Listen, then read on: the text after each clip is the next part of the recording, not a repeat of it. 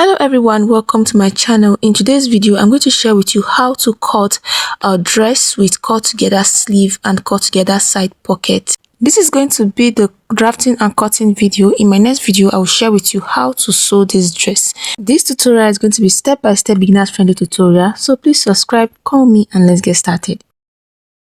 This is 4 yards of Ankara fabric, and the first thing we'll do is to identify the wrong side of the fabric. Okay, so you can identify the wrong side using this hemline to know. So I'm going to mark this now. This is the wrong side. So I divided my 4 yards into 2. So each of this fabric now placed on each other is 2 yards. Okay, and each of the 2 yards I folded into 2 with the right side facing right side. I'll be cutting the front and back bodies together, and in order to do that, I decided to mark my zipper allowance for the back bodies. So I marked a zipper allowance of 1.5 inch from the tip of the fabric down to the full length. So before I start cutting, I pin down the front and the back bodies together so that they won't move while I'm cutting. And this side here, the first fabric will be the center front, while the second will be the center back. And also, since the fabric they are equal and I've marked to 1.5 inch for the back bodies for zipper allowance, so I'll have a little bit of excess for the fabric I was using to cut the front bodies. So I tried to trim that part so that the width will be equal. So in order to start my drafting, the first thing I'll do is to come down from the tip of the fabric by 1 inch.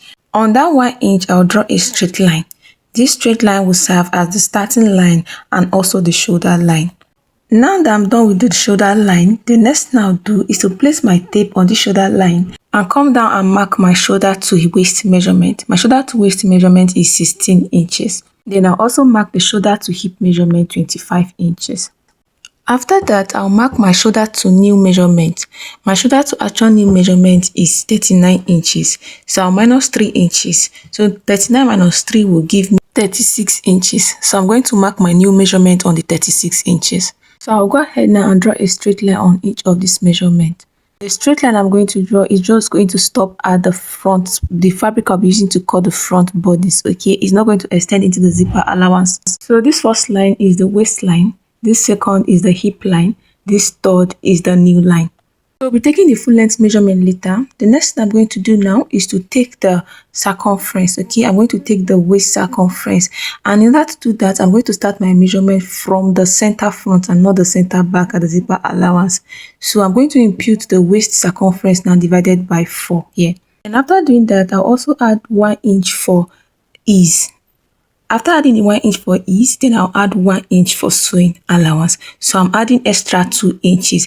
Now this 1 inch for ease is because I don't want it fitted. But if you want yours fitted, so you will not be adding the 1 inch for ease. The next thing I'm going to do now is to add my hip circumference at the hip measurements. So I'll impute the hip circumference divided by 4.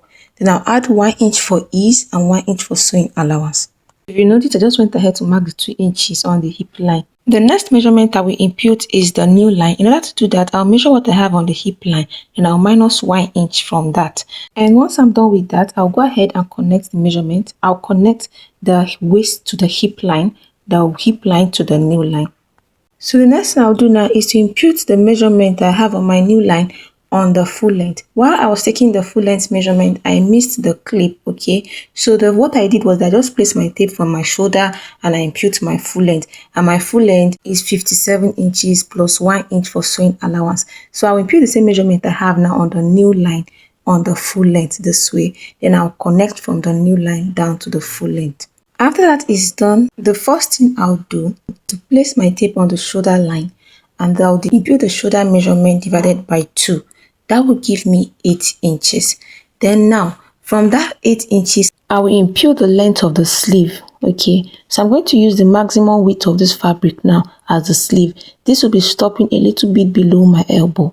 After that is done, I will impute my neck width of 5 inches. Then I'll come to the end of the shoulder line here and come down by 1 inch. Then I'll connect from the neck width down to that 1 inch, creating a shoulder slope.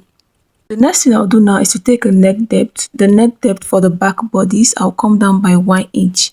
And I'm going to connect from my neck width down to the 1 inch, and I'll extend this neckline into the back bodies. That's the zipper allowance this way. After that, I'll take my neck depth of a front bodice 3 inches.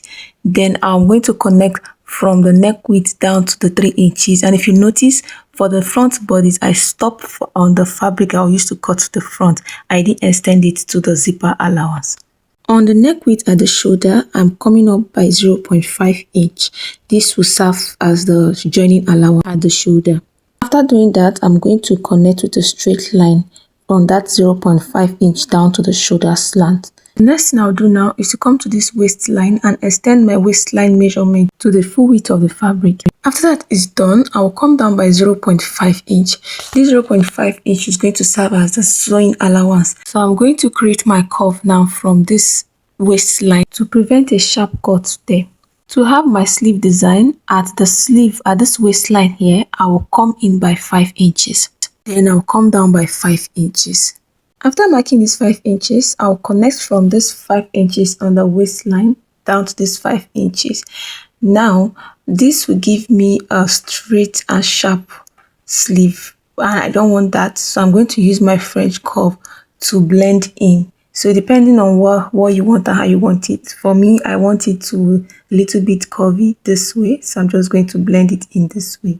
Are you enjoying this tutorial so far? Please, if you are, hit the like button, subscribe, share, and let me know your thoughts in the comment section. The next thing I'm going to do now is to impute my pocket. In order to do that, I'll come down by 4 inches from the waistline. Then from the waistline, I'll come down by 6 inches. Then I'm going to create a curve, okay, a pocket curve this way. I'm going to extend it and make sure that it's deep enough for my hand.